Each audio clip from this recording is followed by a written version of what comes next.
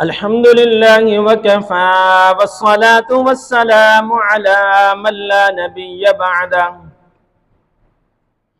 अम्मा बाद क़ाल अल्लाहु तबारक व तआला फ़िल क़ुरआनिल मजीद अऊज़ु बिल्लाहि मिनश शैतानिर रजीम बिस्मिल्लाहिर रहमानिर रहीम लिल्लाहि मुल्कुस समावाति वल अर्ज़ यख़्लुक़ु मा यशाअु यहबु लिमन यशाअु इनासन वयहबु लिमन यशाअु ज़ुकूर औ युज़व्विजुहुम ज़ुक्राना व इनासा वयजअलु मन यशाअु अक़ीमा इन्नहु अलीमुन क़दीर। सदक़ल्लाहुल अलिय्युल अज़ीम। इन्नल्लाह व मलाइकतहु युसल्लूना अलन नबिय्य या अय्युहल्लज़ीना आमनू सल्लू अलैहि व सल्लिमू तस्लीमा। अल्लाहुम्मा सल्लि अला मुहम्मद व अला आलि मुहम्मद कमा सल्लैता अला इब्राहीम व अला आलि इब्राहीम इन्नका हमीदुम मजीद। अल्लाहुम्मा बारिक अला मुहम्मद व अला आलि मुहम्मद कमा बारकता अला इब्राहीम व अला आलि इब्राहीम इन्नका हमीदुम मजीद। रब्बि इश्रह ली सदरी व यस्सिर ली अमरी वहलुल उक़दतम मिन लिसानी यफ़क़हू क़ौली। सुब्हान रब्बिका रब्बिल इज़्ज़ति अम्मा यसिफ़ून व सलामुन अलल मुरसलीन वल्हम्दुलिल्लाहि रब्बिल आलमीन। बरादरान इस्लाम, सबसे पहले इस बात पर अल्लाह का शुक्र अदा करते हैं कि अल्लाह तबारक व तआला ने हमें अपने घर में आने की तौफीक नसीब फरमाई है। अल्लाह का यह एहसान है, रहमत है, फ़ज़ल है, करम है कि अल्लाह ने हमें इंसान बनाया, मुसलमान बनाया और मुहम्मदुर रसूलुल्लाह सल्लल्लाहु अलैहि वसल्लम की उम्मत में से पैदा फरमाया है।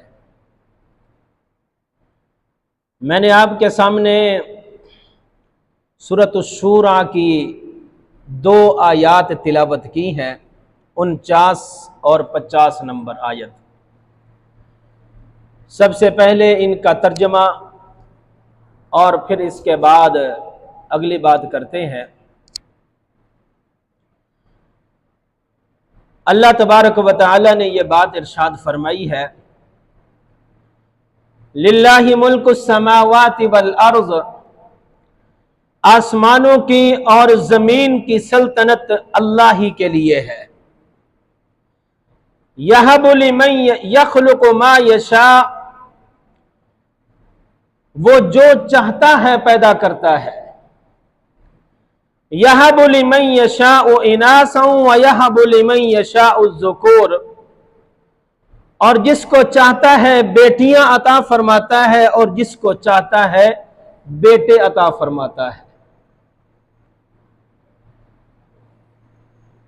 औ युज़व्विजुहुम ज़ुक्राना व इनासा व यजअलु मन यशाअु अक़ीमा इन्नहु अलीमुन क़दीर, यह उन्हें जमा कर देता है, बेटे भी और बेटियां भी, और जिसे चाहे बांझ कर देता है, वो बड़े इल्म वाला और मुकम्मल कुदरत वाला है। भाइयों दोस्तों, इन आयात के अंदर अल्लाह तबारक व तआला ने अपनी कुदरत बयान फरमाई है, अपनी ताकत बयान फरमाई है। फरमाया कि हर चीज को पैदा करने वाली जात कौन है? अल्लाह की जात है। और इन आयात के अंदर खास तौर पर अल्लाह ने औलाद की तरफ इशारा फरमाया है। आज हम जो औलाद अल्लाह को छोड़कर किसी और के सामने जाकर गिड़गड़ाते और मांगते हैं ना, अल्लाह ने वो बात फरमाई है कि किसी और से मांगने की जरूरत नहीं है। औलाद देने वाली जात कौन है? अल्लाह की जात है। यखलुकु मा यशाउ, वो जो चाहता है पैदा कर देता है, उसके लिए कोई मुश्किल नहीं है। और जिसको चाहता है बेटियां देता है। बेटियां कौन देता है? अल्लाह देता है। वयहबु लिमन यशाउ ज़ुकूर, और जिसको चाहता है बेटे देता है। बेटे कौन देता है? अल्लाह देता है। औ युज़व्विजुहुम ज़ुकराना व इनासा, या इन दोनों को जमा कर देता है, यानी किसी को सिर्फ बेटियां देता है, किसी को सिर्फ बेटे देता है, और किसी को दोनों चीजें, यानी बेटियां भी और बेटे भी। अगर वो चाहे किसी को कुछ भी नहीं देता, बे औलाद बना देता है। ये सब कुछ कौन करता है? अल्लाह की जात। इन्नहु अलीमुन, वो इल्म वाला है, हिकमत वाला है, कदीर, वो हर चीज पर कुदरत रखता है।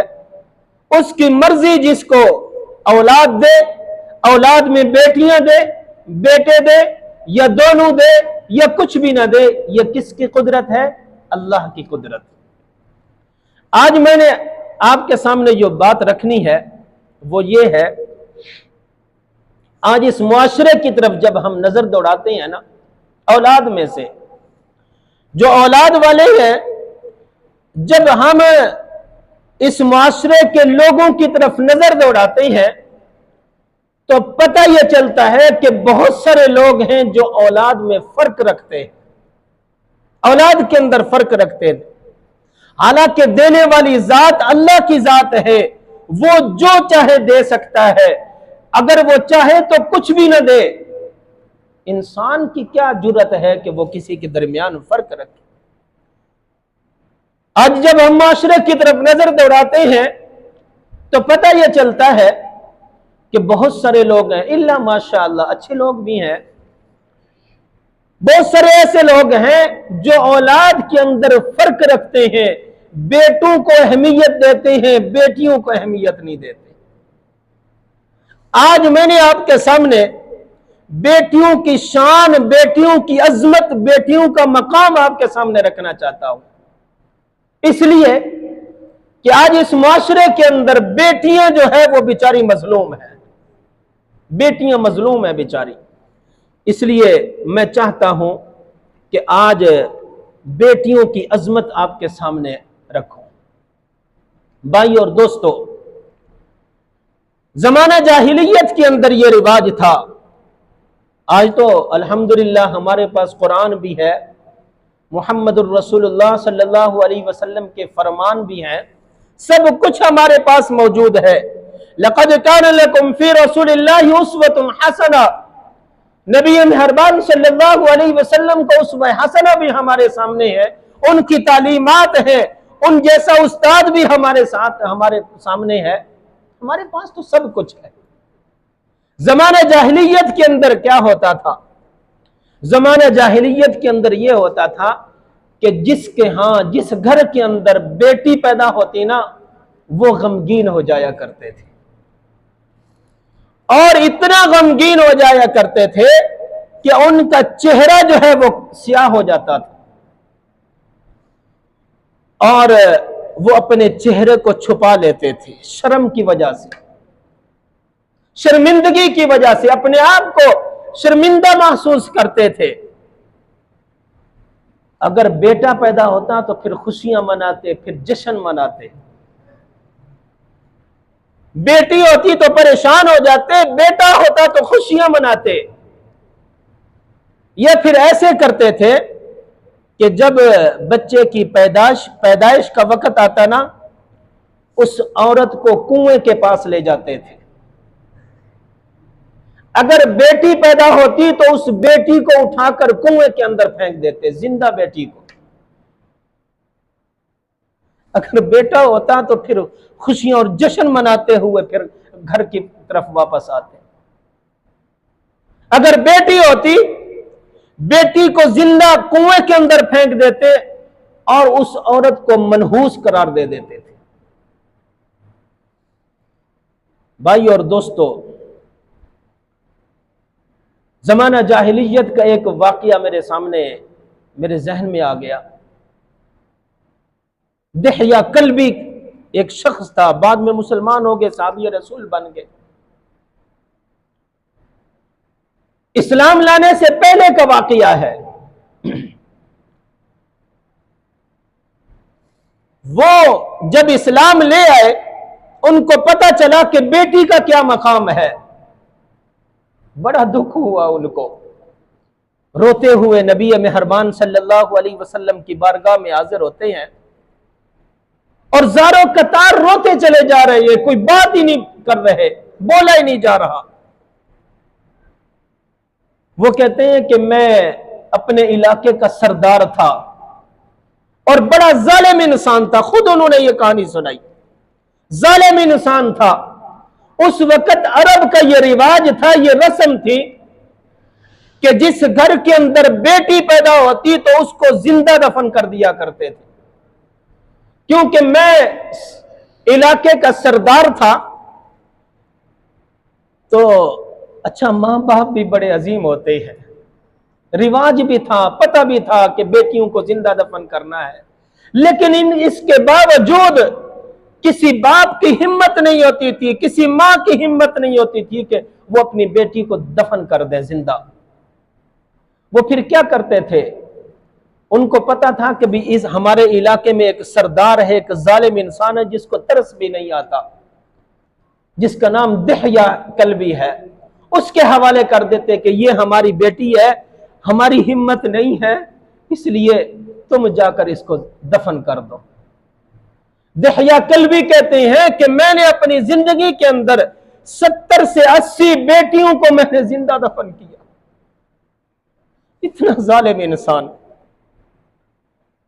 फिर जब उनकी अपनी बेटी की बारी आई ना, अपनी बेटी को भी जिंदा दफन कर दिया। फिर जब ख्याल आया, होश आया, फिर पता चला कि इस्लाम के अंदर, दीन के अंदर, कुरान के अंदर अल्लाह के यहां बेटी का क्या मकाम है, बेटी की क्या अजमत है। बड़ा दुख हुआ, रोते जा रहे हैं। अल्लाह के नबी फिर वो अपनी बेटी का वाकया सुनाया। उन्होंने अपनी बेटी का वाकया सुनाया कि किस तरह उन्होंने अपनी बेटी को, छोटी सी बेटी को जिंदा दफन कर दिया।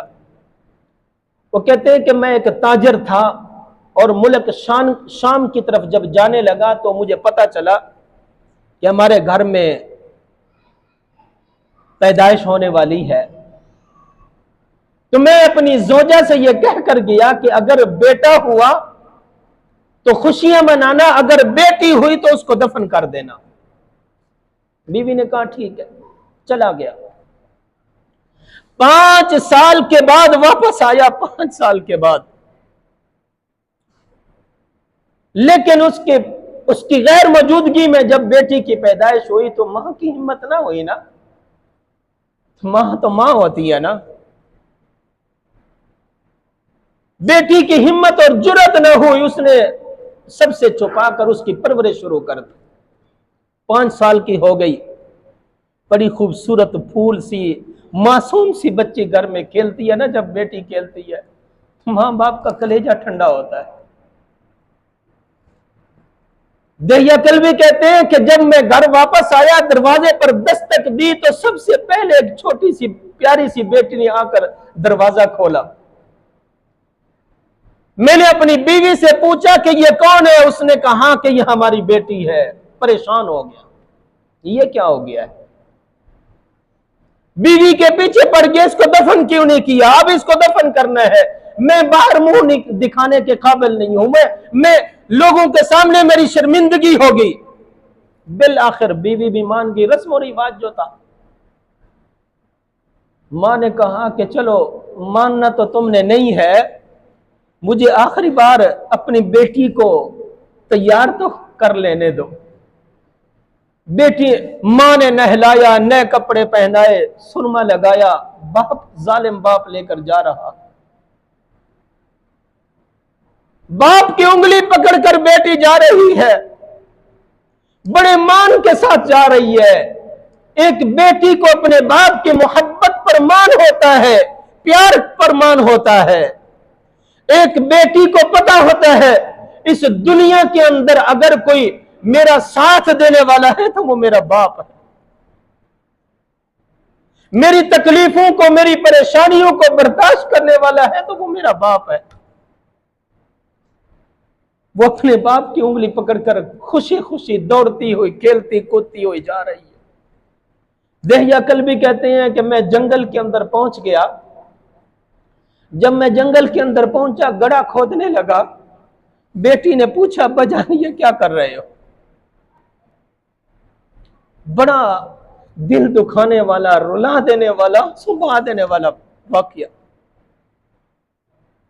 मैं जब ये वाकया मेरे ज़हन में आता है, जब मैं पढ़ता हूं, खुदा की कसम मेरी आंखों से आंसू निकल आते।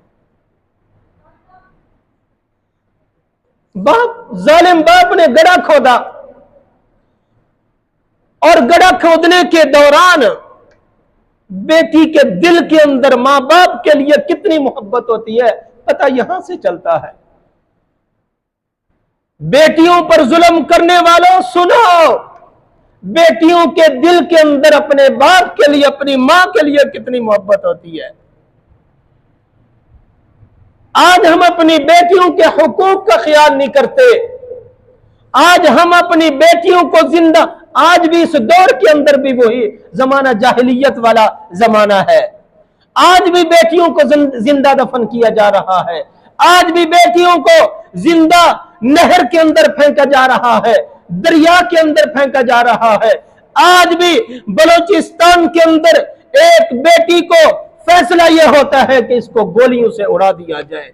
क्या ये गैरत है? ये गैरत नहीं है, ये बेगैरती है कि जो अपनी बेटियों को मार डालते हैं।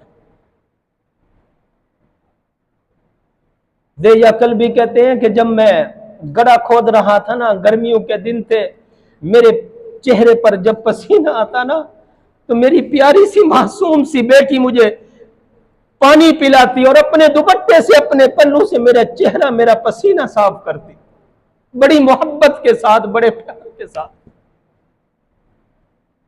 ये बेटियों वाले बैठे हैं, वो सोच सकते हैं, समझ सकते हैं कि बेटियां कितनी मोहब्बत रखती हैं अपने बाप से, अपने वालिदैन से।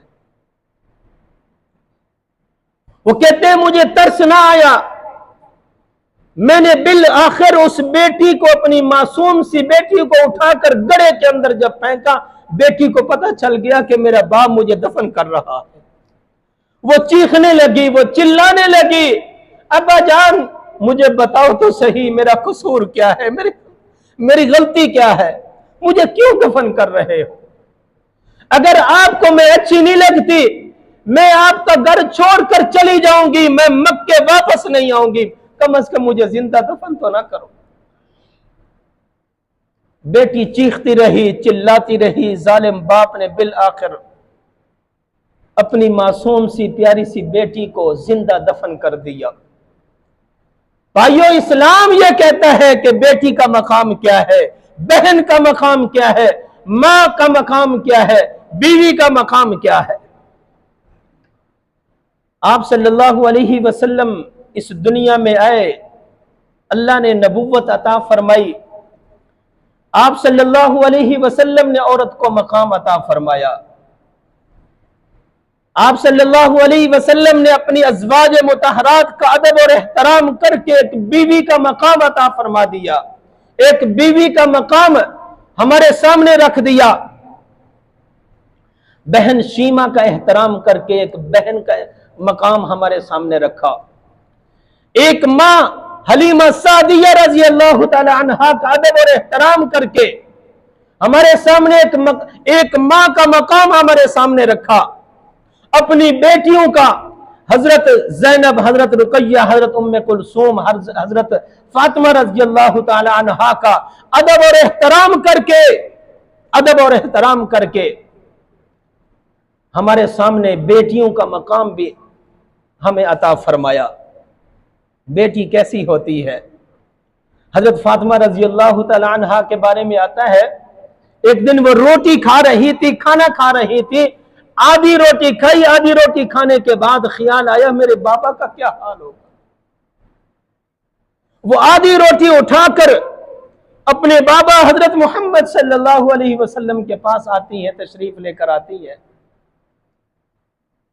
अल्लाह के नबी सल्लल्लाहु अलैहि वसल्लम ने पूछा, बेटी फातिमा ये क्या लेकर आई हो? कहने लगी, अब्बा जान मैंने 4 रोटियां बनाई थी, एक हजरत अली रजी अल्लाह तआला अन्हु के लिए, एक हजरत हसन के लिए, एक हजरत हुसैन के लिए, एक अपने लिए बनाई थी। मैं जब खा रही थी, जब आधी रोटी मैंने खा ली ना, तो मुझे ख्याल आया कि मेरे बाबा का क्या हाल होगा। मैं इसलिए ये आधी रोटी लेकर आपके पास आई हूं, आपको खिलाने के लिए। बेटियां कैसी होती हैं? बेटियां ऐसी होती हैं जो अपने वालिदैन से मोहब्बत रखती हैं। आज इस मुआशरे वाले जालिम लोग अपनी बेटियों से जुल्म कर रहे हैं। जायदाद के अंदर, विरासत के अंदर, हुकूक के अंदर आकर अपनी बेटियों से जुल्म करते हैं। भाई और दोस्तों, बेटियों के साथ मोहब्बत करें, बेटियों का ख्याल रखें। ये बड़ी मासूम बेटियां होती हैं, ये छोटे दिल वाली बेटियां होती हैं। इनको परेशान न किया करे, इन पर जुल्म न किया करे। अगर बेटी इतनी अहम ना होती, बेटी की इतनी अजमत ना होती ना, तो अल्लाह तबारक व तआला हजरत मोहम्मद सल्लल्लाहु अलैहि वसल्लम को 4 बेटियां अता ना करता। अल्लाह ने हजरत शुआइब अलैहिस्सलाम को बेटियां अता की। मेरे भाई और दोस्तों, जिस घर में बेटियां नहीं होती ना, वो घर भी कब्रिस्तान लगता है। हजरत आयशा सिद्दीका रजी अल्लाह तआला अन्हा घर के अंदर अकेली है। भाई और दोस्तों, वक्त भी कम है।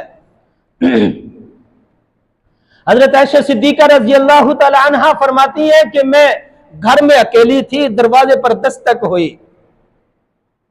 दरवाजे पर जब दस्तक हुई, मैंने दरवाजा खोला कि एक औरत खड़ी है, उसके साथ 2 छोटी छोटी बेटियां हैं। जब मैंने दरवाजा खोला तो उस औरत ने कहा कि हम भूखे, हमें कुछ खाने के लिए हमें कुछ दे दीजिए। हजरत आयशा सिद्दीका रजी अल्लाह तआला अन्हा फरमाती हैं कि मैंने अपने घर की तलाशी ली, घर से सिर्फ 2 दाने खजूर के मिलते हैं। वो 2 दाने खजूर के उठाकर मैं दरवाजे पर गई। दरवाजे पर जाकर उस औरत को वो खजूर के 2 दाने दिए। वो तीनों भूखे थे, वो मां भी भूखी थी, वो 2 बेटियां भी भूखी थी। उस मां की अजमत को सलाम पेश करते हैं। उस मां की मोहब्बत तो देखें, उस मां का प्यार तो देखें, उस मां की ममता तो देखें। एक दाना खजूर को अपनी एक बेटी को दिया और एक दाना खजूर को अपनी दूसरी बेटी को दे दिया, खुद न खाया। हज़रत आयशा सिद्दीका रज़ी अल्लाह तआला अन्हा फरमाती हैं कि जब मैंने ये मंजर देखा, मेरी चीख निकल गई, मैं वापस आ गई। वो बेचैन थी, वो बेकरार थी, वो परेशान थी कि ये कैसा मंजर है, ये माँ की ममता कैसी होती है, ये माँ की मोहब्बत कैसी होती है, ये माँ का प्यार कैसा होता है। मेरे भाई और दोस्तों, नबी मेहरबान सल्लल्लाहु अलैहि वसल्लम जब घर तशरीफ लाए, देखा कि हजरत आयशा सिद्दीका रज़ी अल्लाह तआला अन्हा रो रही है। आप सल्लल्लाहु अलैहि वसल्लम ने पूछा, ऐशा क्यों रो रही हो? हजरत आयशा सिद्दीका रज़ी अल्लाह तआला अन्हा ने वो सारा वाकया सुनाया और सारा वाकया सुनाया, कहा कि मैंने अजीब मंजर देखा है। जब वो सारा वाकया सुना दिया तो अल्लाह के नबी सल्लल्लाहु अलैहि वसल्लम ने फरमाया कि ऐ आयशा, जो वालिदैन अपनी बेटियों की अच्छी तरबियत करते हैं, अच्छी परवरिश करते हैं, अपनी बेटियों का ख्याल रखते हैं, अपनी बेटियों के हुकूक का ख्याल रखते हैं, क़यामत वाले दिन वो जहन्नम के दरमियान में रुकावट बन जाएंगी। एक तरफ जहन्नम होगी, एक तरफ माँ बाप होंगे, वो दरमियान में रुकावट बन के खड़ी हो जाएगी। अल्लाह मेरे वालिदैन को जहन्नम से बचा ले, मेरे वालिदैन को जहन्नम से बचा ले। ये मेरे वो वालिदैन है जिन्होंने गर्मी भी बर्दाश्त की, जिन्होंने सर्दी भी बर्दाश्त की, जिन्होंने मेरे नाज़ो नखरे पूरे किए। मेरे वालिदैन को जहन्नम से बचा ले। मेरे भाई और दोस्तों, नबी मेहरबान सल्लल्लाहु अलैहि वसल्लम ने फरमाया, मेरा जो उम्मती जैसा भी हो, अमीर हो, गरीब हो, काला हो, गोरा हो, जैसा भी हो, जो बंदा अपनी बेटी के सर पर शफकत का हाथ फेरता है, अपनी बेटियों की अच्छी परवरिश करता है, अपनी बेटियों का ख्याल रखता है, अपनी बेटियों के हुकूक का ख्याल रखता है, अल्लाह तबारक व तआला उसको जन्नत के अंदर दाखिल करेंगे और जन्नत में मेरा हमसाया बनाएंगे और जन्नत में इन दो उंगलियों की तरह मेरे साथ होगा। मेरे भाई और दोस्तों, बेटे जो है ये दुनिया की जीनत है। अलमाल वल बनून जीनतुल हयातिद दुनिया, और बेटियां जो हैं ये आखिरत की जीनत है, ये आखिरत की जीनत है। मैं आपसे पूछना चाहता हूं, कोई ऐसा बाप है जो ये बताए कि जो ये बता सकता हो कि आज तक किसी बेटी ने अपने बाप के फैसले को रद्द किया हो, अपने बाप के फैसले को रद्द किया हो, जमीन की खातिर, जायदाद की खातिर, माल दौलत की खातिर अपने बाप को कत्ल किया हो? मेरे भाई और दोस्तों, मेरा ख्याल में इस दुनिया के अंदर कोई ऐसा वाकया नहीं होगा कि एक बेटी ने अपने बाप को कत्ल किया हो जमीन और जायदाद की खातिर। बाप जो भी फैसला कर देता है बेटी उसको मान लेती है। बाप ये फैसला करता है, ऐ मेरी प्यारी बेटी, ये जो जमीन है ना, ये जो जायदाद है, ये जो माल है, ये जो गाड़ी है, ये जो कोठी और बंगले हैं, ये तुम्हारे भाइयों का हक है। मेरे भाई और दोस्तों, ये बेटी की मोहब्बत है, ये बेटी की मोहब्बत है, ये बेटी का प्यार है अपने वालिदैन के साथ, अपने बाप के साथ, अपने भाइयों के साथ। बेटी भी कह देती है, अब्बा जान मुझे जमीन की जरूरत नहीं है, अब्बा जान मुझे जायदाद की जरूरत नहीं है, अब्बा जान मुझे कोठी और बंगले की जरूरत नहीं है। ऐ मेरे प्यारे भैया, मुझे जायदाद की जरूरत नहीं है, मुझे पैसों की जरूरत नहीं है। ये एक बहन की मोहब्बत है, ये एक बेटी की मोहब्बत है। जो बेटी अपनी मोहब्बत में, अपने बाप की मोहब्बत में आकर कह देती है, अपने भाइयों की मोहब्बत में आकर कह देती है, मेरे भाइयों मुझे जायदाद की जरूरत नहीं है, ऐ अब्बा जान मुझे जायदाद की जरूरत नहीं है। मेरे भाइयों और दोस्तों, अपनी बेटियों का ख्याल रखें, ये छोटे दिल वाली होती हैं। हजरत फातिमा रजी अल्लाह तआला अन्हा के बारे में आता है, जब वो आप सल्लल्लाहु अलैहि वसल्लम के पास तशरीफ लाती ना, तो आप सल्लल्लाहु अलैहि वसल्लम खड़े हो जाते और अपनी जगह पर हजरत फातिमा रजी अल्लाह तआला अन्हा को अपनी जगह पर बैठाते। मेरे भाई और दोस्तों, आज अगर 5 मिनट ऊपर हो भी जाएंगे, लेकिन मैं आज आपके सामने अपनी बात को मुकम्मल करना चाहता हूँ। बात आ गई है बेटी की। जब हम मुआशरे के अंदर नजर दौड़ाते हैं, बेटियों पर जुल्म हो रहा है, बेटियों के हुकूक पर कब्जा हो रहा है। मेरे भाइयों, मैं बताना यह चाहता हूँ बेटियां कैसी होती हैं। पुराने वक्तों की बात है, एक बूढ़ा शख्स रात का वक्त है, एक अड्डे पर उतरता है और अड्डे पर उतरने के बाद जब गाड़ी से उतरता है, अड्डे पर बैठ जाता है। इधर उधर देखा, चारों तरफ देखा, उसको लेने वाला कोई नहीं है। सारे अपने अपने घरों को चले गए। सर्दियों की रात है, ठंडी रात है। एक बूढ़ा शख्स अकेला सर्दी के अंदर बैठा हुआ है, कांप रहा है।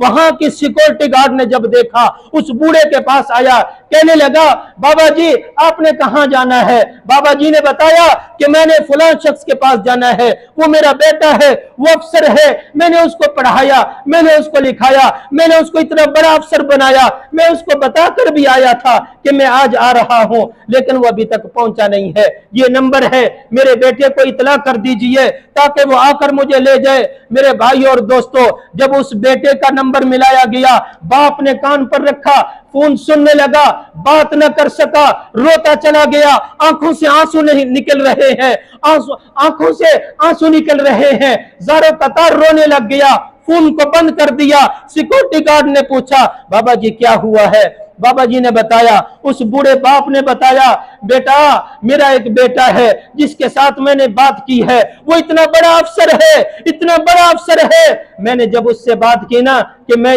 यहाँ आया बैठा हूं, मुझे आकर ले जाओ, मेरे बेटे ने मुझे गालियां निकाली है, मेरे बेटे ने मुझे बुरा भला कहा है, मेरे बेटे ने कहा कि यहां से वापस दफा हो जाओ, मैं तुम्हें लेने के लिए नहीं आ सकता, मेरे पास इतना वक्त नहीं है, रात का अंधेरा है, सर्दियों की रात है, मैं तुम्हें कैसे लेने के लिए आऊं? वो बूढ़ा बाप परेशान हो रहा है, ज़ारो कतार रो रहा है। लेकिन उस जब सिक्योरिटी गार्ड ने जब पूछा कि बाबा जी अगर तुम्हारा कोई और रिश्तेदार है तो मुझे बताओ ताकि मैं उसको बुलाऊं, उस बूढ़े बाप ने रोते हुए कहा कि हाँ, यहाँ एक करीब मेरी बेटी भी रहती है, मेरी बेटी भी रहती है। उस बेटी को जब फोन किया गया, उस बेटी ने कहा कि भैया मेरा बाप भूखा होगा, मेरे बाप को सर्दी लग रही होगी, मेरे बाबा जान को चादर भी दो, खाना भी दो, थोड़ी देर इनको बिठाओ, मैं अभी इसको लेने के लिए आ रही हूं, अपने बाबा जान को मैं अभी लेने के लिए आ रही हूं। मेरे भाइयों, जिस बेटियों के साथ आज हम जुल्म कर रहे हैं, बेटियों के दिल के अंदर अपने वालिदैन के लिए ऐसी मोहब्बत होती है। सिर्फ एक वाकया आपके सामने रखना चाहता हूं। एक शख्स ने अपने दोस्त से कहा कि मैं अपने बेटों को आजमाना चाहता हूं, बाहर वाले मुल्क में रहता है। उसने कहा मेरे बेटों को फोन करो कि तुम्हारा बाप फौत हो गया है, इसकी मैयत को ले जाओ। जब बेटों को फोन किया गया कि तुम्हारा बाप फौत हो गया है, पैसे भेजो, मैं उसकी मैयत को पाकिस्तान या तुम्हारे पास भेजना चाहता हूं। मेरे भाई और दोस्तों, चार बेटे हैं, कमाने वाले हैं, बड़े बड़े अफसर हैं, एक दूसरे का मुंह देखने लग गए। एक भाई ने कहा कि अब्बा जान ने तुम्हें गाड़ी लेकर दी थी, इसलिए तुम्हारा हक बनता है।